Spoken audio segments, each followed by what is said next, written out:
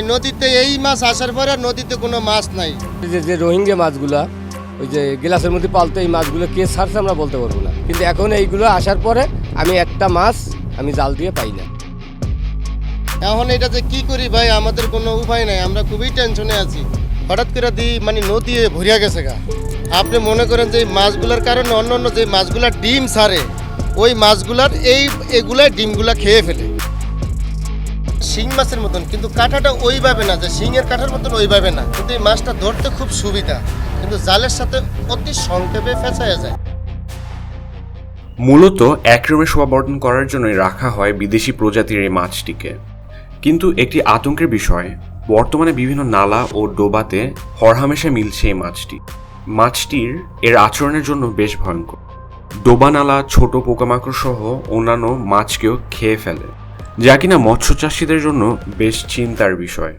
এছাড়াও এর পাখনা খুবই ধারালো, মাছের যে অংশে এর পাখনার আঘাত লাগে সে অংশে পচন ধরে যায়।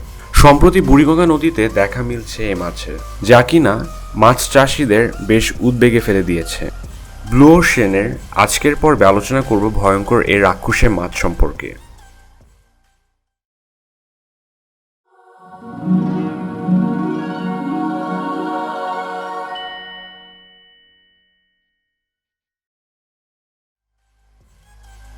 সাকার ফিশ, এর পুরো নাম সাকার মাউথ ক্যাটফিশ।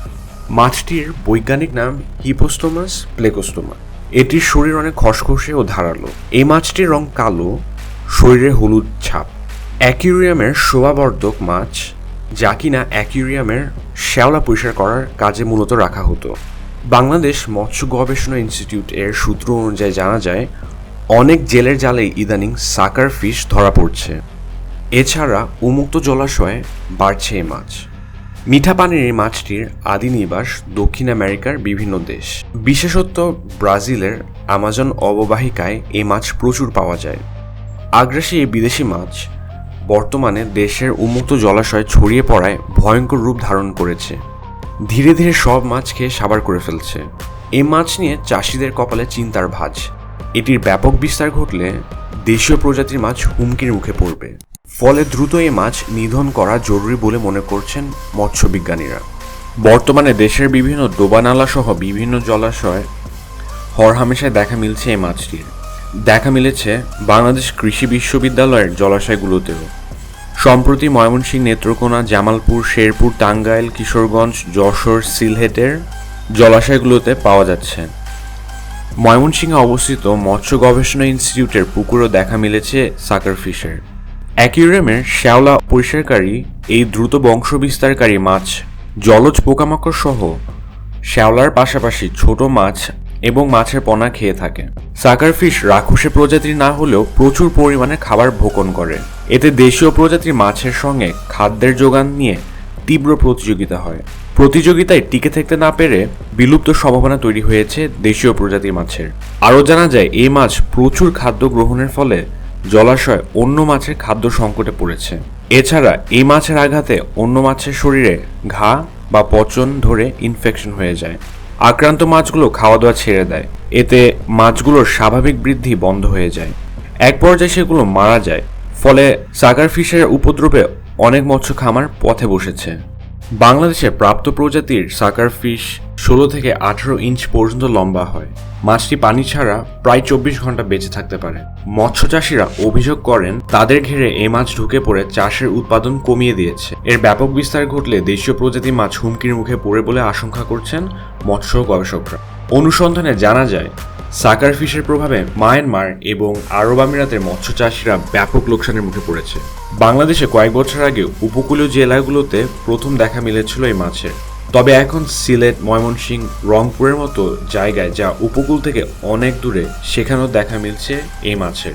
বাংলাদেশ কৃষি বিশ্ববিদ্যালয়ের মৎস্য ব্যবস্থাপনা বিভাগের অধ্যাপক ডক্টর হারুন রশিদ বলেন, সাকার মাউথ ক্যাটফিশ মাছটি সহজে নতুন পরিবেশের সাথে অভিযোজিত হয়ে দ্রুত বংশ বিস্তার করতে সক্ষম। অনেকে শুরুর দিকে অ্যাকুয়ারিয়াম ফিশ হিসেবে পালন করলেও পরবর্তীতে মাছটি বড় হয়ে গেলে পুকুর বা ডোবায় ছেড়ে দেয়।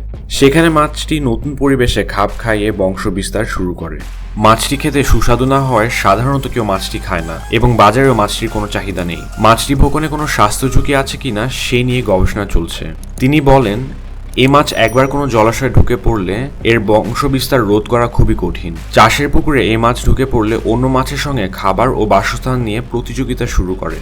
এতে করে বাহির থেকে পর্যাপ্ত পরিমাণ খাদ্য প্রদান করলেও কাঙ্ক্ষিত মাছের উৎপাদন পাওয়া যায় না। অন্যদিকে চাষযোগ্য মাছ সাকার ফিশের সঙ্গে খাবার ও বাসস্থান প্রতিযোগিতায় টিকে থাকতে পারে না। এভাবে মাছ চাষিরা লোকসানের মুখে পড়ছে। বাংলাদেশ কৃষি বিশ্ববিদ্যালয়ের ইশাখা হল সংলগ্ন লেক ও পাশের জলাশয় এই মাছের অনেক বেশি দেখা মিলছে। অনেকে নদী বা জলাশয়ে মাছ ধরতে গিয়ে পাচ্ছেন ভয়ঙ্কর এই সাকার ফিশ। বাংলাদেশ মৎস্য গবেষণা ইনস্টিটিউটের মুখ্য বৈজ্ঞানিক কর্মকর্তা ডক্টর মোহাম্মদ জুলফিকার আলী বলেন, সাকারফিশ উন্মুক্ত জলাশয় ছড়িয়ে পড়ায় জলজ পোকামাকড় ও শ্যাওলার পাশাপাশি ছোট মাছ এবং দেশীয় প্রজাতি মাছের পোনা খেয়ে শেষ করে দিচ্ছে। এটি চিংড়ি, কালীবাউস, মাগুর, শিং মাছ সহ ছোট শামুক জাতীয় শক্ত খোলের প্রাণী খেয়ে সাবার করে ফেলছে। এটি দ্রুত বংশবিস্তার করায় জলাশয়ে দেশীয় মাছগুলো এখন হুমকির মুখে পড়ছে। ডক্টর মোহাম্মদ জুলফিকার আলী আরও বলেন, 2006 সালের দিকে এই মাছের জীবন শক্তি পরীক্ষা করার উদ্যোগ নেন তিনি। এই জন্য একটি গ্রামে অল্প পরিমাণ পানিতে ছোট্ট একটি সাকারফিশ ছেড়ে দেন তিনি। এভাবে খাদ্য না দিয়ে 1.5 বছর রেখেছিলেন। কোনো ধরনের খাদ্য ছাড়াই 1.5 বছর বেঁচে ছিল মাছটি। এতে প্রমাণিত হয় মাছটির জীবন শক্তি অনেক বেশি। এ বিষয়ে বাংলাদেশ মৎস্য গবেষণা ইনস্টিটিউটের প্রধান বৈজ্ঞানিক কর্মকর্তা ডক্টর মোহাম্মদ শাহ আলী বলেন, অনেকেই মাছটি শুরুর দিকে অ্যাকুয়ারিয়াম ফিশ হিসেবে পালন করলেও পরবর্তী সময়ে এটি বড় হয়ে গেলে পুকুর বা ডোবানালায় ছেড়ে দেয়। সেখানে এটি নতুন পরিবেশে খাপ খাইয়ে বংশ বিস্তার শুরু করে। এছাড়া বন্যার সময় বিভিন্ন নদ নদীর পানির সঙ্গে এই মাছটি বিভিন্ন পুকুরে চলে আসে এবং বংশ বিস্তার করে। এই মাছের বিস্তার রোধ সম্পর্কে প্রধান বৈজ্ঞানিক কর্মকর্তা আরও বলেন, এটি জলাশয়ের একবারে নিচের স্তরে থাকে, ফলে এটি খুঁজে সরিয়ে ফেলার কাজটি খুবই কঠিন। যে জলাশয়ে মাছটি থাকে সেটি একবারে শুকিয়ে ফেলতে হবে। কোথাও মাছটি পাওয়া গেলে সঙ্গে সঙ্গে সেটি সরিয়ে ফেলতে হবে। এছাড়া সাকার ফিশ ধরার পর শুকিয়ে অন্যান্য মাছ ও পশু পাখির খাবার তৈরি করা যায়। আমাদের ভিডিওটি ভালো লেগে থাকলে চ্যানেলটি সাবস্ক্রাইব করুন এবং এমন তথ্যবহুল ভিডিওর আপডেট পেতে বেল আইকনটিতে ক্লিক করুন। আজকের পর্বটি আপনাদের কেমন লাগলো তা কমেন্টে লিখতে ভুলবেন না। ভালো লেগে থাকলে সামাজিক মাধ্যমে শেয়ার করে অন্য কেউ জানার সুযোগ করে দিন। আমরা জানি আপনাদের জানার আগ্রহ অনেক, তাই আপনাদের আগ্রহের বিষয়গুলো আমাদেরকে কমেন্টের মাধ্যমে জানান। আমরা সেসব বিষয়গুলো নিয়ে ধারাবাহিকভাবে ভিডিও দেওয়ার চেষ্টা করব। ধন্যবাদ।